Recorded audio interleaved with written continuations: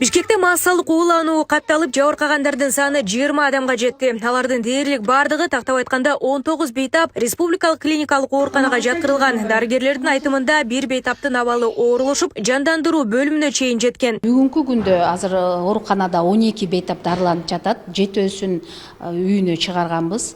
12 оорунун бирөөсү кайра жандандыруу бөлүмүндө жатат. Бирок бүгүнкү күндө абалы турукташып, азыр бөлүмгө которобуз. Ал эми азыркы күндө ооруканада жаткан 12 бейтаптын ичинен 5-өсү балдар, ал эми 7-өө чоңдор. Бүгүнкү күндө абалдары туруктуу, абалы орто деп айтсам болот. Бир аз кичинекей балдарда дагы деле жана ич өткөк уланып жатат, диареясы.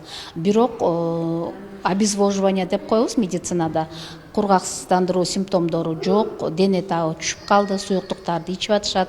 Дары-дармек менен биздин оорукананын эсебинен бардыгы толук түрдө камсыздандырылышкан. Бейтаптардын баары буфет ашканасынан тамактанышкан. Алардын ичинен 2 кызы менен дарыланып жаткан эне да бар. Алар 9 марттан бери дарыгерлердин көзөмөлүндө. Учурда алардын абалы туруктуу экени кабарланды. Келгенде бул 3 бейтаптын абалы орто оор болчу. Дене табы аябай көтөрүлүп, көп жолу кусуп, ичи өтүп келишкен.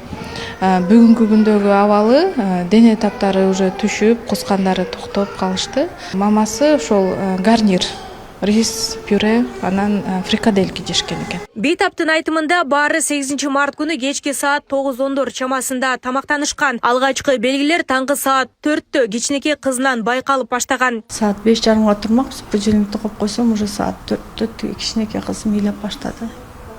Живот болит деп, все ошондон башталды. Ичи өтүп, кусуп баштады. Андан кийин 6-ларда чоң кызым турду, 7 жаштагы кызым. Ал башталды, анан сразу эле чалдым буфетке, ушундай кечөөбүзлөрдөн тамак ичип кеттик элек, уже экөөнүн ичи өтүп баштады. Отравление болду окшойт десем, аякта кыз ошо эже кечирип коңузчу, кечээки тамактарыбыз каралбай калыптыр деди да. Мен айттым, если аябай күчөп кетсе, мен инфекционныйга барып жатамын депчи. Макул деди. Ошо менен уже саат 9:00 мен скорый чакырдым. Скорый чакырсам, острый эмес экен деп алар дары жазып берип кетирди. Ал дарыларды алып келип берип баштадым. Ошо ондо өзүндүкү башталды. Азыр аябай начар болуп атат. Ошо 9-нан бери бир эчтеке жей элек, только суу эле ичип атышат. Кичинекей кызым болсо живот болит эле.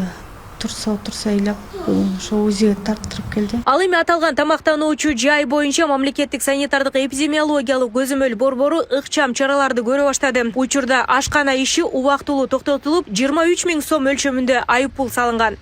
Күнбе санаган тамак аштын бир эле эмеси ошол картошка пюре болушу мүмкүн деп атабыз да. Себеби бардыгы ошону жеген, анын сактоо мөөнөтү бар да, мисалы үчүн 2 саат сакталыш керек, жана даяр болгондон кийинчи.